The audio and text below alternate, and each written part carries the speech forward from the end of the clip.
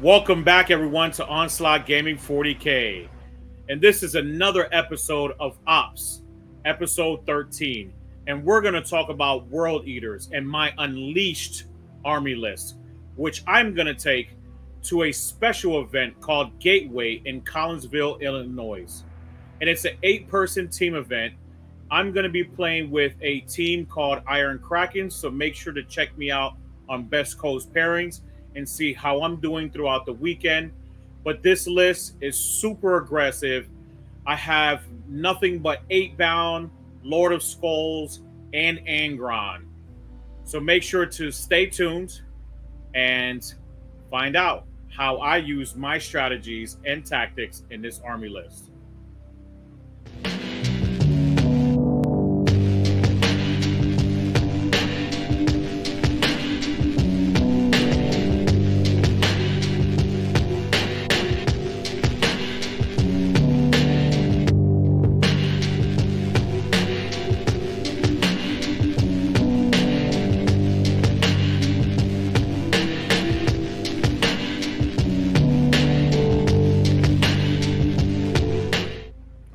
For starters, we're going to show the event called Gateway Open 40K Team Tournament.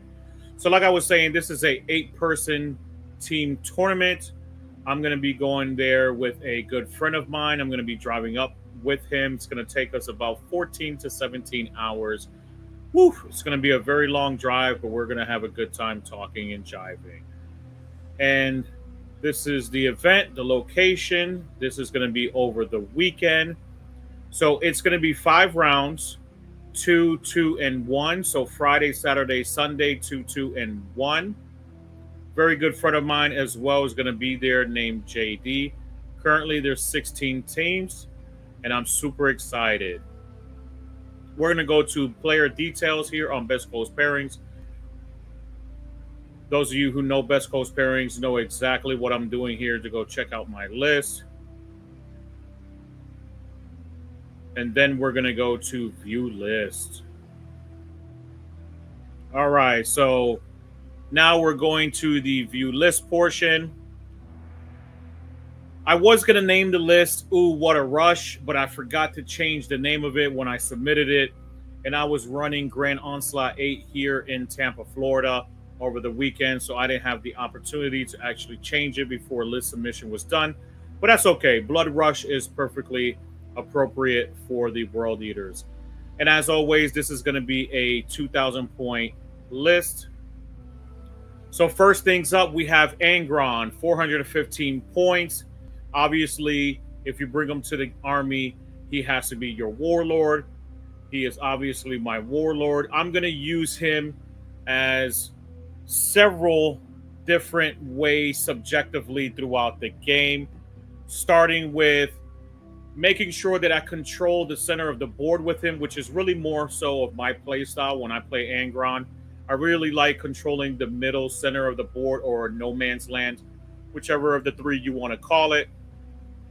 It allows me to keep that pressure against the armies that I'm playing against, right?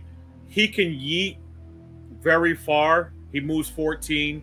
If I get +2 movement on my blessing roll, then he can move 16 in an auto advance of 6 inches. He can end up going 22 inches. So I can really apply and keep up with a lot of pressure with him on the tabletop. Angron is absolutely amazing. If you've never fought against him or played with him, use him. He is absolutely amazing. And then also I have Lord Invocatus, Lord Invo, and the Lord on Juggernaut will predominantly be my pieces that I use against any screening units. In most situations when an army wants to screen me out and make sure that my 8-bound don't get into their back 40 and things like that. Angron wouldn't be another piece that I use not for screening units, but to jump over screening units as well. So I have a lot of flexibility with this list, right? And I have a lot of strategies that I can use between every single unit. When I go into these games, these tournaments, these team events, right, I really like to micromanage and break down every strategy that I can use with every single data sheet. Lord Invo and Lord on Juggernaut, if I have an army that's playing against me that has screens, they're going to clean up those screens, the both of them. So I'll send both of them out, especially with Lord Invo, his 12-inch movement and 6-inch scout at the beginning of the game. Lord on Juggernaut is awesome as well. He has that mortal wounds on the charge, so that can clean up a lot of things on the start of the charge before the fight, right? So he can help out a lot, depending what it might be. I know Drakari likes to bring a lot of things that have different type of data sheets inside a screening unit. They throw them out there. It's like 10 different models. I forgot what they were called, but they have a lot of different little unique things in there, different variant amount of wounds, things like that. So I'll use that for that. You know, if anybody tries to throw out crisis suits for Tau units, if anyone tries to put out scouts for Marine units, if anybody tries to put out cultists for Chaos Marine units, things like that, I'll really try to clean them up. Infiltrators, they'll clean them up very quickly and harvest some skulls very effectively. Also, I have a battle line unit, one single battle line unit of Jackals. Jackals, everyone knows, these give you sticky and give you the icon of corn. So it allows you to manipulate those dice by re-rolling one of the blessings, right? So, and I predominantly bring them for deep striking units. Remember, I can also strategically reserve them if I feel like I'm fighting against something like Custodes, where they're a very elite army like myself, and I want to take objective markers from them, and they might have some of those Voidsmen or whatever they usually carry. They'll kill a Voidsman unit of 5, even probably 10. It'll probably take 2 turns, but they'll do some good work, especially if I put in sustains and some lethals or things like that. They'll really harvest some skulls real fast for me and take that objective marker away from them.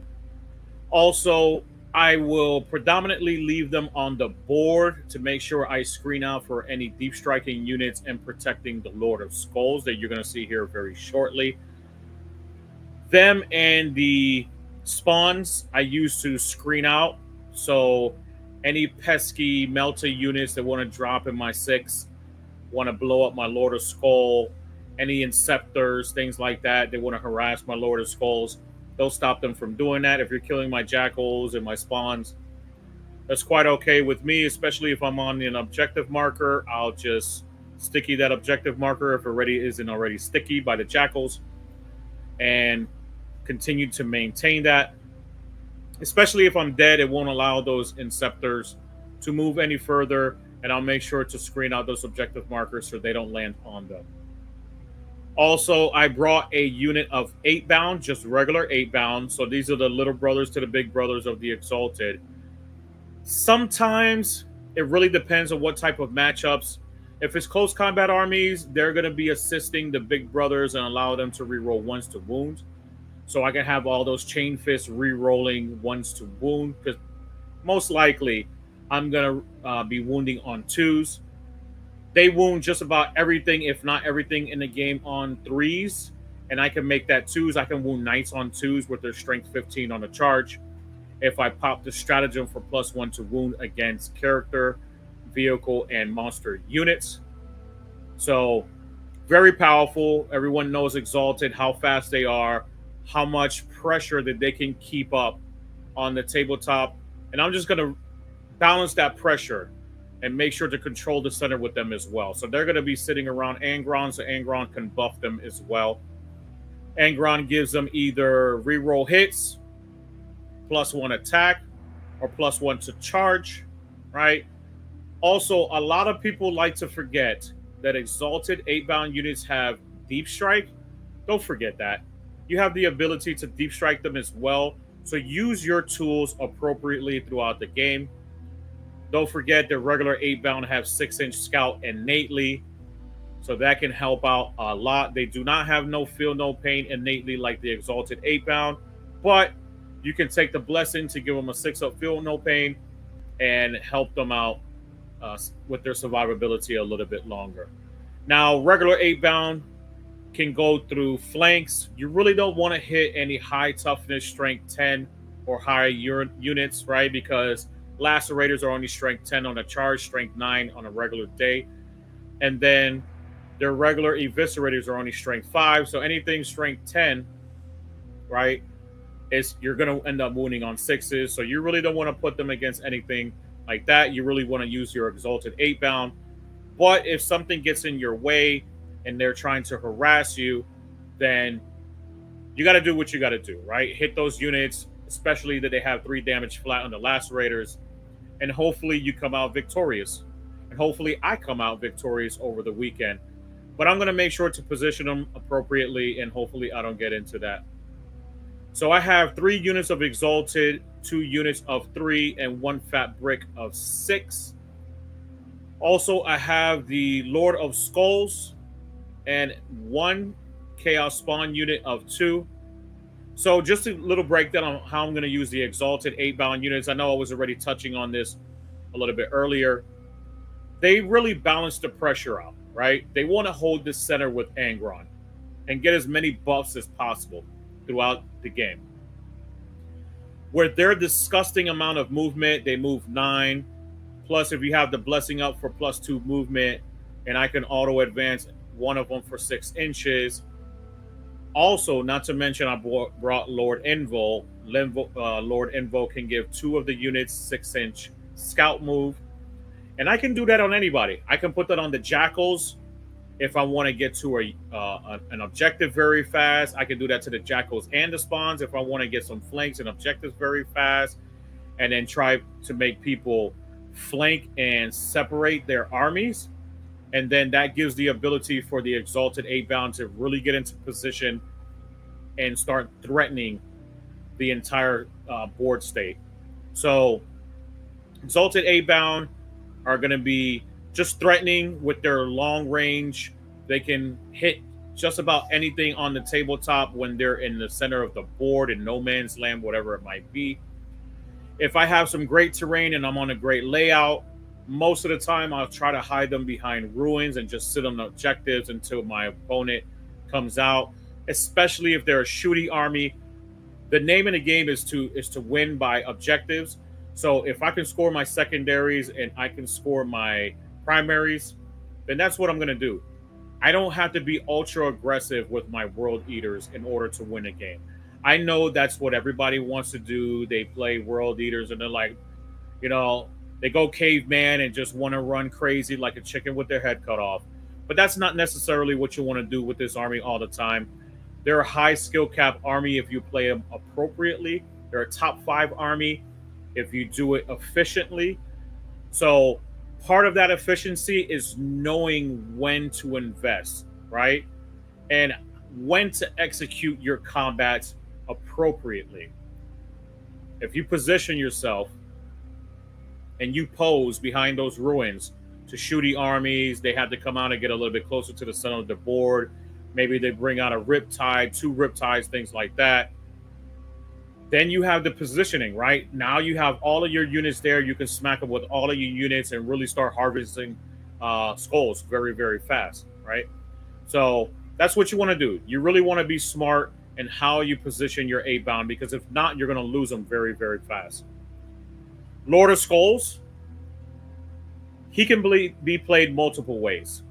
He can be played very aggressively and try to get him that +2 movement and auto 6 at the beginning of the game. If you have something like orcs or whatnot, that especially if they don't have mega knobs, right? And this non-mega knobs meta that we have now because they're so expensive, things like that. Put them in the middle of the board against regular knobs. Regular knobs can only get up to maybe strength 13 if you have 3 skill rigs, right? Yes, I call them skill rigs because it takes skills to use them. But normally they're only strength 10 on the wall. So punching up to toughness 13, they're wounding on 5s. If there are a bunch of, a fat brick of knobs for orcs, then you make it -1 damage. They're only 1 damage out of their 40 attacks. You can really neuter what they do and their efficiency for their armies. So You can really block that. You can take any other close combat army like Blood Angels, even though they are strength 10 and they have a lot of +1 to wound. You can make them -1 damage as well. It really make their efficiency really poor, right? And then they can't really do much to you, especially that you have 24 wounds, toughness 13, 5+ invul, and maybe even if you have a 6-up feel no pain up. There's a lot of ways to really use that, and that's if you're using it aggressively. If you're not using it aggressively and you're just using it for balanced play and trying to position for the center of the board, no man's land, then you want to hold him back where he's not within his 18-inch weapon, but enough for his 60-inch weapon, just so you can plink off some of those smaller MSU units and get those reroll abilities or manipulation of dice abilities, rather. Because if Angron dies, you're going to really need him throughout the game to start killing a lot of units to manipulate those dice. Also, if you really need advance and charge because you didn't get it turn 2 or whatnot, and you're going to need it for turn 3, you're going to need him to manipulate that as well. So you might want to start early, turn 1, killing a couple of things, killing 1 or 2 units if you can, and really tech into that Skull Hurler, right?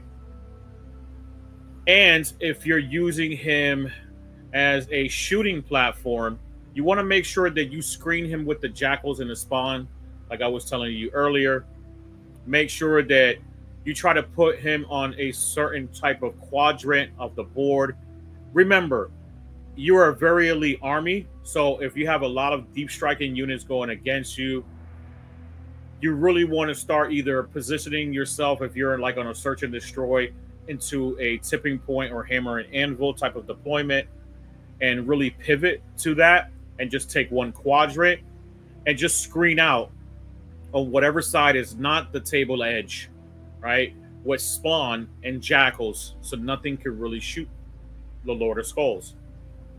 So that's predominantly my list and how I'm going to use it over the weekend. Yes, I can be ultra aggressive with a lot of things. Once again, you know, I can be ultra aggressive with the Lord of Skulls as well.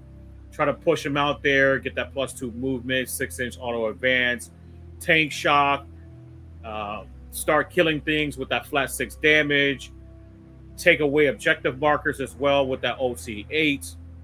So there's a lot of potential when it comes to the Lord of Skulls, but you have to be very careful.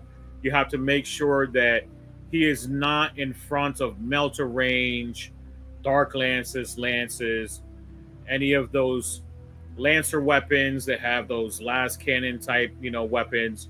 You want to make sure that he's not sitting on the front line like he's a bullseye at a firing range right in front of that. All right? So be smart. Make sure that you understand to use your tools throughout the game. Make sure to understand that if you need to, also you're playing into an army that maybe they have a lot of shooting and you can't position everything in your deployment zone. I wouldn't be afraid to deep strike all of my Exalted 8-bound and maybe even deep strike Angron as well. And if I have the points for reserves, right, put some Jackals into strategic reserves. And then maybe just have the 2 Juggernauts, the Lord of Skulls, and maybe the Spawn and 8-bound on the tabletop. Whatever you need to do, just remember, you have all these tools, you have all the game rules. Use it efficiently. Be the best World Eaters player that you can be so you can unleash all of that carnage throughout the event. And just as a reminder before we head out, I want to let you know to check out Best Coast Pairings, see how I'm doing, right? Wish me good luck. Wish me that Khorne blesses me and the blood gods put everything in my favor, specifically my dice, throughout the weekend.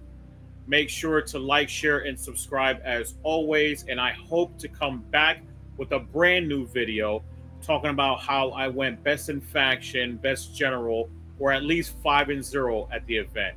And as always, Onslaught Gaming 40K, where victory is just a strategy away.